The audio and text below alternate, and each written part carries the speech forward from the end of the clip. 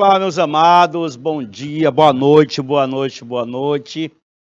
Turma EJA, sétima etapa, ensino médio, canal Educação. Na nossa aula de hoje, nós trabalharemos texto informativo, ok? Eu sou o professor Fernando Santos, professor de análise linguística, na turma EJA, sétima etapa, ensino médio. Então, vamos trabalhar aqui o texto informativo. Naquela aula que nós tivemos, né, anterior, nós trabalhamos o texto informativo. E eu vou só mostrar para vocês aqui, né, basicamente, o que foi trabalhado. Vamos fazer aqui um apanhado, né, relativamente à aula anterior. Primeiro, você precisa saber o que é um texto informativo, tá? O texto informativo, ele busca simplesmente informar alguma coisa a alguém, tá? Todo texto informativo, ele tem como característica básica informar algo a alguém. Ora, se você vai informar algo ou alguém, é necessário que você se utilize de uma linguagem que seja bem entendida pelo receptor. Uma linguagem que seja clara, direta, simples. Nada de conotação. Por favor, nada de conotação. Então, a linguagem ela tem que ser simples, clara e objetiva, sem deixar de seguir a norma padrão da gramática. O fato de você utilizar uma linguagem simples, clara e objetiva, direta, não implica dizer que você deixe de usar o padrão culto do idioma. Tranquilo? E aí, nós vamos ter muitos exemplos de textos que têm essa característica de informar. Ou seja, a notícia, a reportagem, um panfleto, os avisos, folders, entrevistas, né? São textos, né, que têm esta função, a função de informar. Quando você, por exemplo, ouve uma notícia sobre um determinado assunto, lá pela TV ou pelo rádio, você não fica atento? A ideia ali não é alguém repassar para você algo que é do seu interesse? Quando tem uma reportagem sobre, por exemplo, o preço do combustível, não é do seu interesse? Então a linguagem tem que ser clara, tem que ser direta. Se vai um médico dar uma entrevista a uma TV ou para um jornal, ele também precisa utilizar uma linguagem que seja clara, né, para que o receptor possa compreender sem qualquer dificuldade. E nesse caso, você não vai usar termos técnicos. A linguagem vai ser simples, clara, direta, objetiva. Se você recebe, por exemplo, num semáforo, um panfletozinho, ali vem uma informação para você. Se você vai a um supermercado e lá é distribuído um panfletozinho com os produtos que estão na promoção naquele dia, é do seu interesse. E lá a linguagem é clara. Arroz! R$ 5, um saco com 5 quilos. Aí tá barato demais, hein, gente? Isso aí foi há 10 anos. Bem, aí você sabe o que é texto argumentativo? porque é possível você fazer a junção do texto informativo e que também ele seja argumentativo, tá? Por isso que eu quero falar um pouquinho do texto argumentativo. O texto argumentativo, ele busca, antes de tudo, convencer alguém sobre alguma coisa. Então, a ideia geral no texto argumentativo, né, é a busca pelo convencimento. Você vai persuadir o receptor, vai fazer com que ele mude de ideia, né? Para isso, você vai precisar usar o quê? Argumentos. É a principal arma, os argumentos. E quando o argumento é de autoridade, né, deixa a margem de credibilidade bem maior junto ao receptor. Tá? Então, esse texto argumentativo ele está presente em várias situações do cotidiano, seja em uma simples conversa, quando tentamos convencer um amigo de que nosso time é o melhor, ou até numa propaganda que quer nos vender um produto do qual nós não precisamos. É assim que funciona, né? A função apelativa da linguagem, né? É a utilização de um texto argumentativo. Tá bom, turma? Bem, aí nós vamos juntar os dois, tá? O informativo a argumentativo. Então, nós temos aí uma situação em que há uma informação que tenta convencer alguém sobre um determinado assunto. E é usada aqui em várias situações e contextos, né? Ou seja, numa entrevista, você pode convencer alguém a mudar, né, o seu posicionamento. Um folder que anuncia, por exemplo, um curso de língua portuguesa, que vai fazer com que você compreenda muito mais.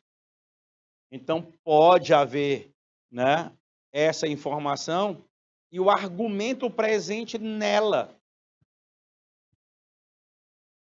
Bem, aí nós vamos aqui começar a fazer questões, tá? Nós vamos fazer a leitura desse texto e, a partir das informações presentes no texto, nós vamos responder a algumas questões. Lembrando que esse texto aí, ele é altamente informativo. Água. A importância do uso consciente desse bem natural. Se você não dá importância à água, talvez a partir da leitura desse texto, a gente convença você a dar uma importância maior. É um texto que traz uma informação, mas ela também, né, se utiliza de argumentos para que você tenha uma mudança de postura. Ok? Vamos lá. O Brasil possui cerca de 15% dos recursos hídricos disponíveis no mundo. 15% dos recursos hídricos disponíveis no mundo. Entretanto, o volume de água disponível para o consumo, qual é o volume de água para o consumo? É de 3%. Olha só, nós temos os recursos hídricos em 15% em todo o mundo, mas aquele consumo, né, da água é em cerca de 3%. Olha o percentual aí, né? O que torna ainda mais essencial a necessidade de uma gestão eficiente dos recursos hídricos. Nós estamos utilizando aqui argumentos que vão fazer com que você possa mudar o seu posicionamento. Tá bom? Continuando. Consumir água com exagero em um lugar é contribuir para que falte em outro local, o que prejudica a todos, direta ou indiretamente. Consumir água com exagero, viu, turma? Por isso, o consumo consciente, o que é que tem o consumo consciente? É hoje uma necessidade e pode ser feito por meio de ações simples do dia a dia. Uma ação: reduzir o tempo de banho, fechar a água enquanto escova os dentes, reduzir o tempo de banho, né? Desligar a torneira da água enquanto você escova os dentes. Além disso, ao longo dos anos, novas tecnologias estão sendo desenvolvidas para ajudar o consumidor no combate ao desperdício de água. Continuando a leitura do texto. Um exemplo é a medição individualizada. Até hoje, a maioria dos condomínios brasileiros possuem um hidrômetro na entrada do prédio ou condomínio. E a conta de água é dividida pelo número de condôminos. Com isso, os moradores dos prédios não têm muita noção de quanto e como eles gastam água. Com a medição individualizada, cada apartamento terá o seu medidor e pagará por aquilo que consumiu. O que, além de ser uma forma mais justa de cobrança, ajuda no controle de vazamentos e também com desperdícios diários. Mais que mudanças de hábitos, é importante que as pessoas se conscientizem da importância de economizar água e passem essa cultura para os seus filhos e netos. Se a redução no consumo e no desperdício não começar a mudar já, é bem provável que em pouco tempo sofreremos com os racionamentos e a escassez de água. Não sei se vocês lembram, mas nós tivemos um tempo, não faz muito tempo não, né, aqui em São Paulo, o pessoal, né, sem água. Os reservatórios todos secos. Quando foi? Foi 3, 4, 5 anos.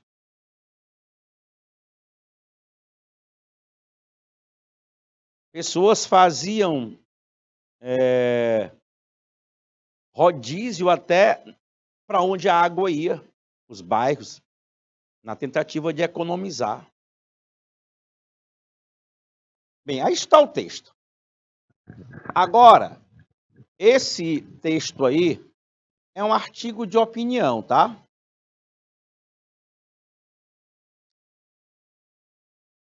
E por que ele é um artigo de opinião? Ele defende uma opinião orientada por argumentos, ele divulga uma pesquisa científica de forma acessível, faz propaganda de um produto a fim de atrair clientes, ou conta uma história criada em torno de um enredo, ou relata um acontecimento de forma detalhada. E aí, se é um artigo de opinião, o que é que você vai me dar como resposta aí? Diga lá para mim. Estou aguardando você me dar uma resposta. Hein, galerinha? Quero ver se você me responde. Professor, é uma pesquisa científica de forma acessível. Será se é a divulgação de uma pesquisa? Hein? Ou narra uma história criada em torno de um enredo? Ou é uma propaganda de um produto a fim de atrair clientes? Oh, meu Deus. Claro que não, né, turma? Então, olha só, a resposta é letra A. Defende uma opinião orientada por argumentos. Ou seja, faz-se uma informação sobre a questão da água, né? E existem argumentos que fazem com que nós passemos a ter mais cuidado com o gasto de água, tá bom? Vamos para a nossa segunda questão. Nesse texto, no trecho, por isso, o consumo consciente é hoje uma necessidade. O termo destacado foi utilizado para... O termo destacado, turma, é isso aqui, ó. Por isso.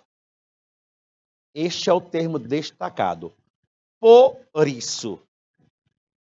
Por isso, por essa razão, por esse motivo, por causa disso, o consumo consciente é hoje uma necessidade.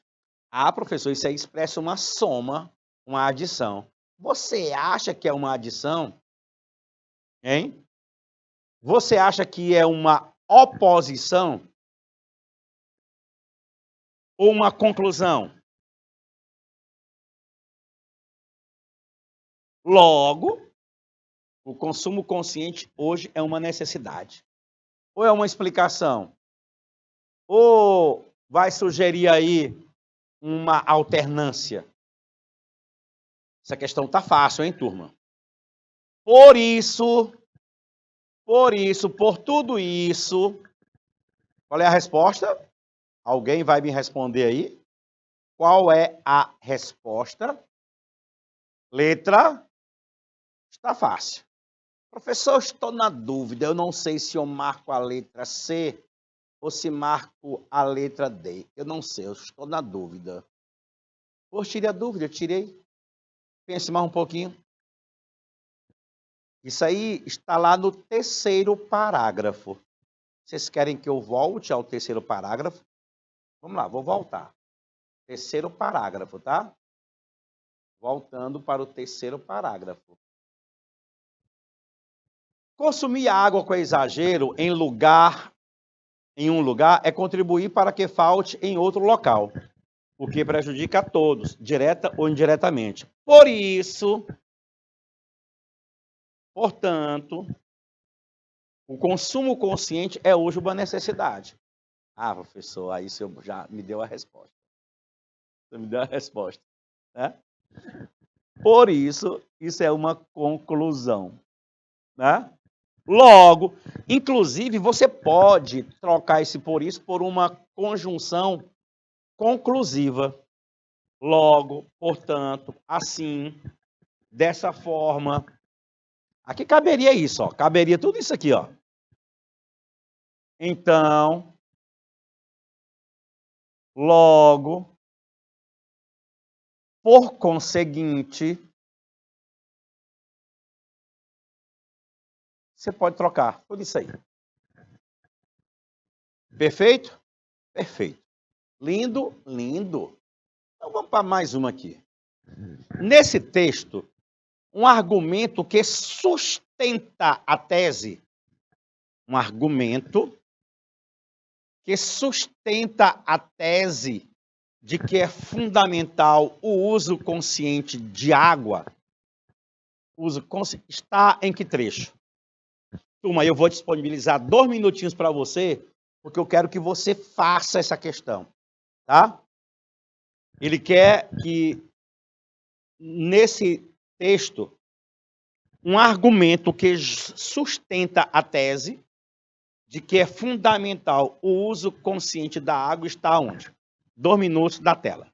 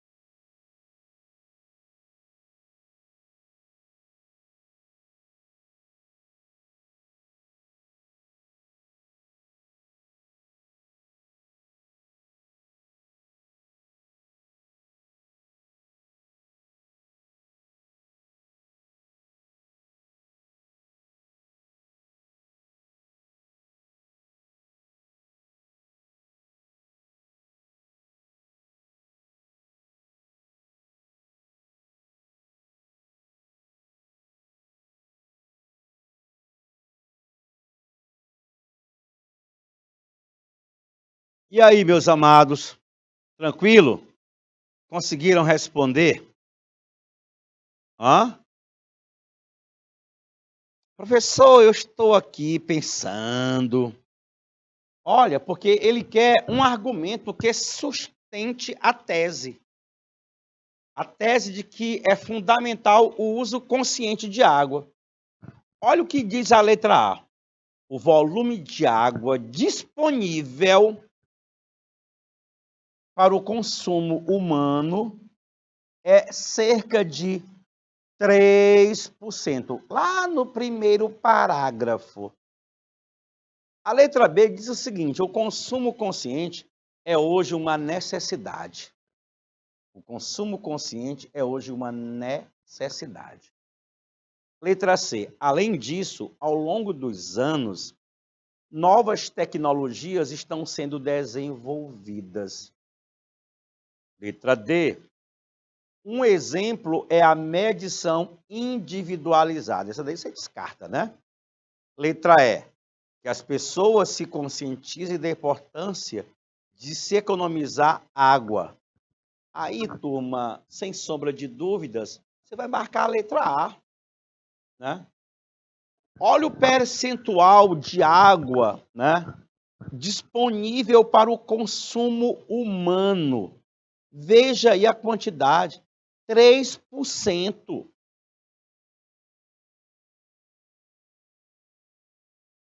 3%.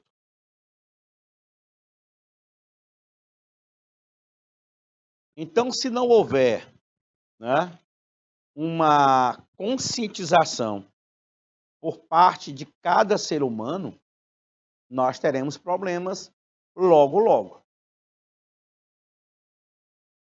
Eletrônicos. Cuidado com o uso em excesso. Mais um texto. Eletrônicos. Cuidado com o uso em excesso. Quem nunca ouviu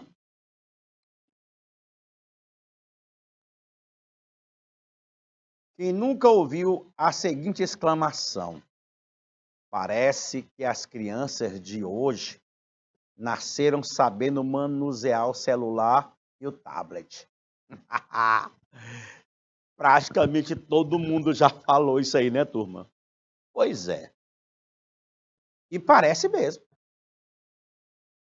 Os pequenos têm tanta facilidade para utilizar os equipamentos eletrônicos que parece ser algo inerente a eles. Ou seja, já nasceram com essa capacidade. Porém, no entanto, todavia, se pararmos para refletir, perceberemos que as crianças têm cada vez mais acesso a tais componentes, né? Bom, na verdade, quem precisa colocar limite são os adultos. É preciso verificar o que os pequenos estão acessando, monitorar a quantidade de tempo que eles ficam expostos ao mundo virtual, sempre explicar a importância dos relacionamentos pessoais, das amizades no mundo real, das brincadeiras de antigamente, como brincar de esconde-esconde, pula corda, etc, etc. Tudo isso, turma, tudo isso é de extrema importância para fortalecer os vínculos interpessoais para o desenvolvimento psíquico, emocional e físico dos pequenos. É óbvio, é claro que as atividades realizadas nos equipamentos eletrônicos não devem ser encaradas como vilãs. Nada disso. Elas devem ser um complemento às demais tarefas. Eu vou destacar bem aqui em outra cor. Elas devem ser um complemento às demais tarefas e afazeres do cotidiano das crianças. Como sempre, a palavra de ordem é equilíbrio. O imparcial é eletrônico, cuidado com o uso em excesso. Texto muito legal, né? E também um texto que de certa forma, né, faz com que você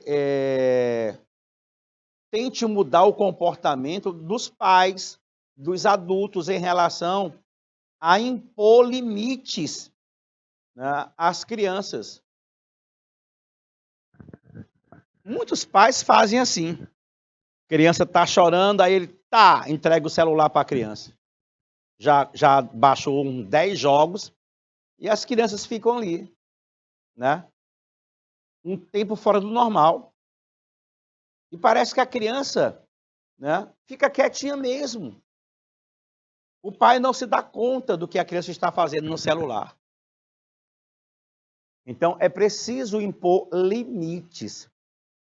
Aí é um texto informativo, mas ele tem argumentos que fazem com que o receptor possa mudar o seu posicionamento, tá? Bem, aí eu aproveitei e fiz umas questões relativamente a esse texto. No último parágrafo, até destaquei na cor verde, né, a expressão palavra de ordem refere-se a quê? Ao acesso. Vou voltar aqui. Palavra de ordem. Tudo isso é de extrema importância para fortalecer os vínculos interpessoais, para o desenvolvimento psíquico, emocional e físico dos pequenos. É óbvio que as atividades realizadas nos equipamentos eletrônicos não devem ser encaradas como vilãs, nada disso, né? Elas devem ser um complemento às demais tarefas e afazeres do cotidiano das crianças. Como sempre, a palavra de ordem é equilíbrio. Aqui está no finalzinho, né? A palavra de ordem é equilíbrio. Ou seja, não precisa tirar 100%, mas também não precisa deixar 100%. Tem que ter um equilíbrio, né? Então, no último parágrafo desse texto, a expressão palavra de ordem refere-se a acesso, o cuidado, ao equilíbrio, à facilidade, o limite. Você me responderia o quê? Acesso, cuidado, equilíbrio, facilidade ou limite? Professor, vou lhe ser sincero, né? Tem que haver o equilíbrio. Tem que haver o equilíbrio. Tem que haver o equilíbrio. Está lá, né? A palavra de ordem é equilíbrio. Equilíbrio. Perfeito? Perfeito. Próxima. Esse texto tem como objetivo. Qual é o objetivo desse texto?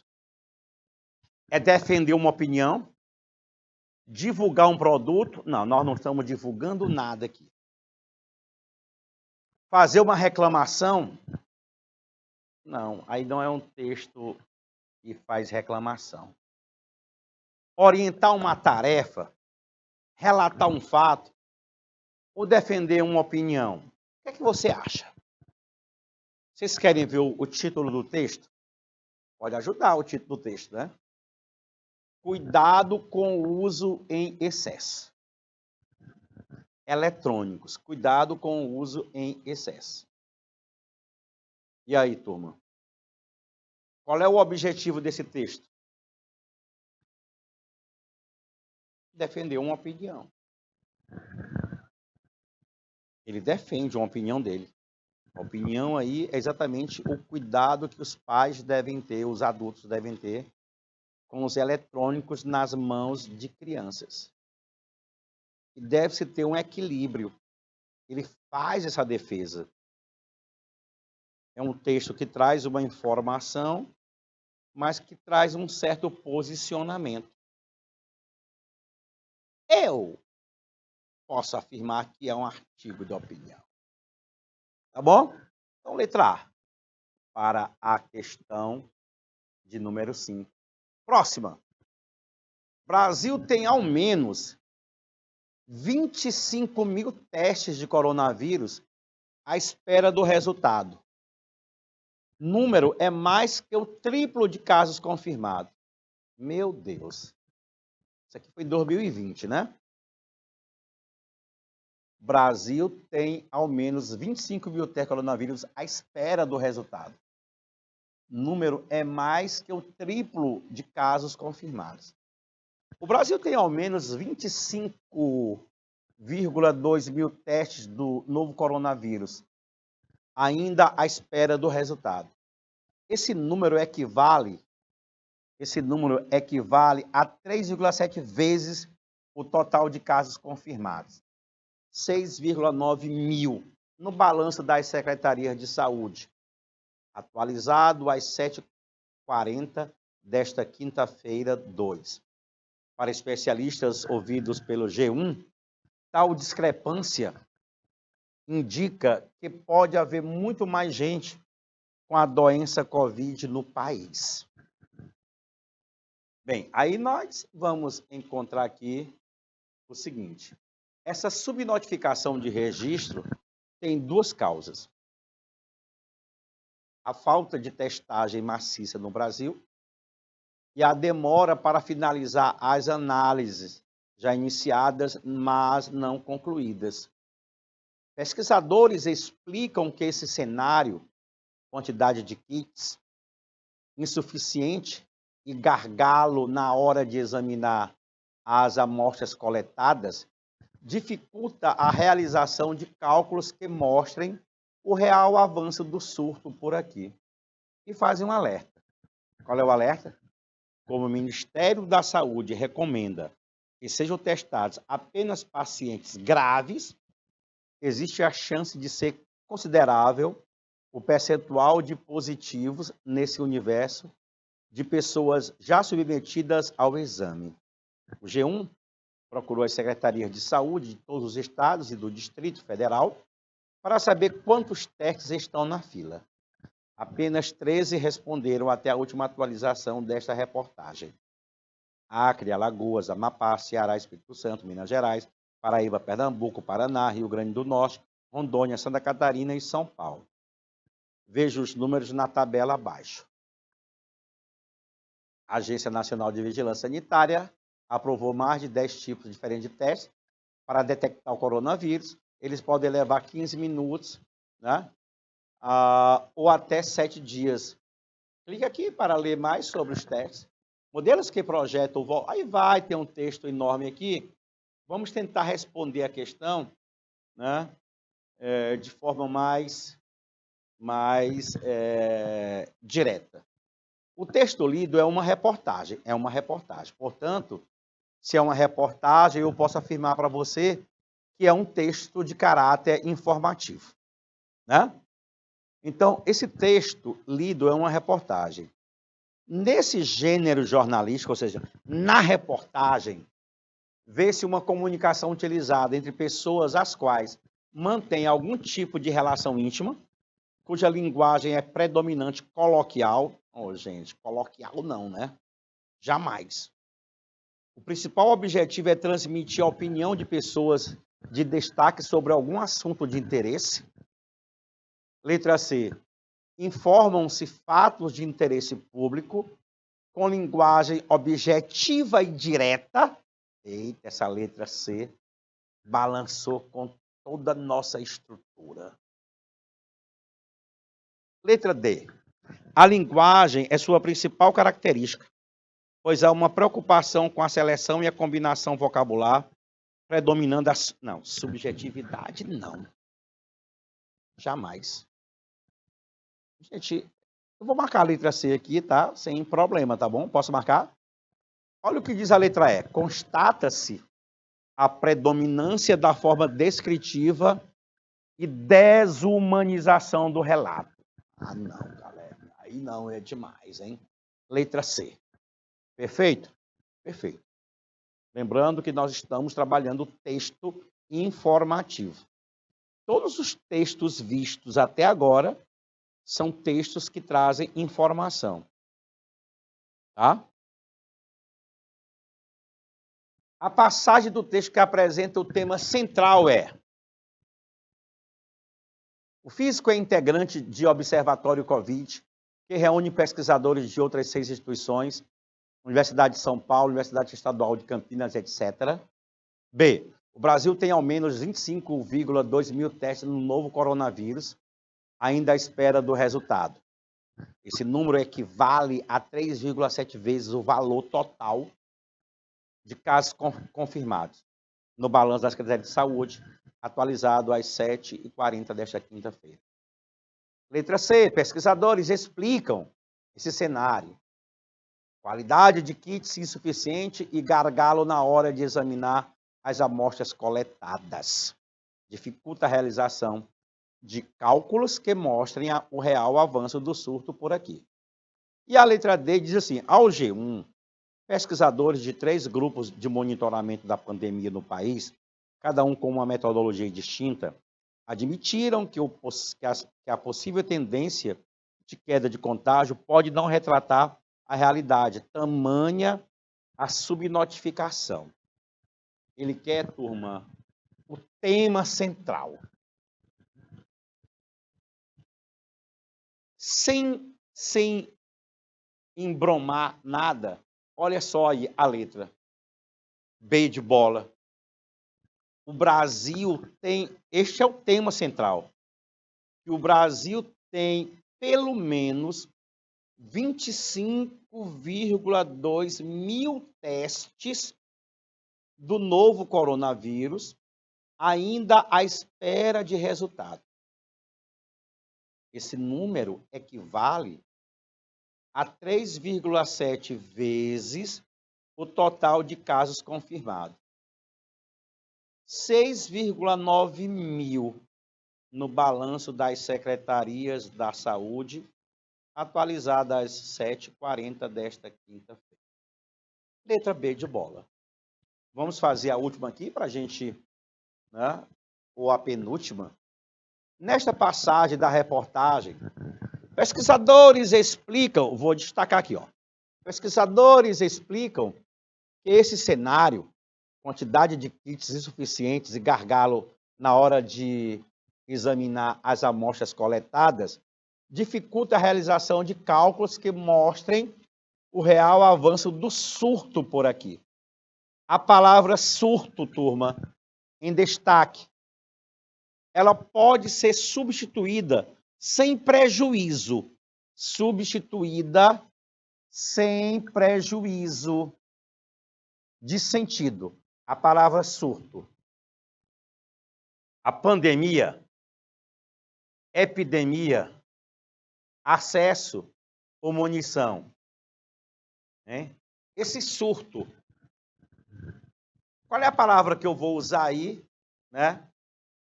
Que vai apresentar o mesmo valor semântico da palavra surto. Olha a resposta. Epidemia.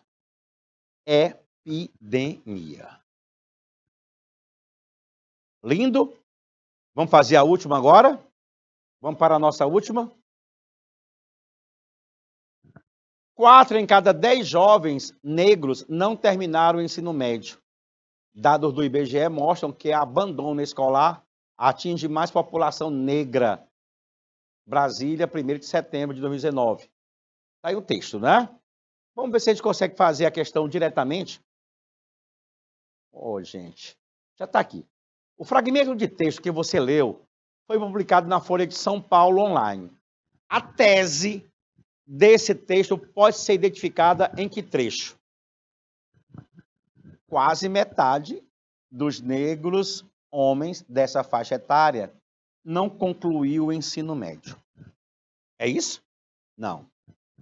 Concluir a educação básica ainda é realidade distante para muitos jovens brasileiros. É isso? Não. O cenário relacionado ao ensino médio é só uma ponta de desafio que começa mais cedo. É isso? Não. Mas eu posso afirmar que ser negro no Brasil aumenta a chance de exclusão escolar ao longo da educação básica. Ele quer o fragmento que você leu, né? Que você leu foi publicado na Folha de São Paulo online. A tese desse texto pode ser identificada aqui. A tese. E a resposta é a letra D de dado. Turma, eu vou ficar por aqui, o nosso tempo acabou. A gente se encontra na próxima semana falando de amor. Falar de amor é falar da língua portuguesa. Fui!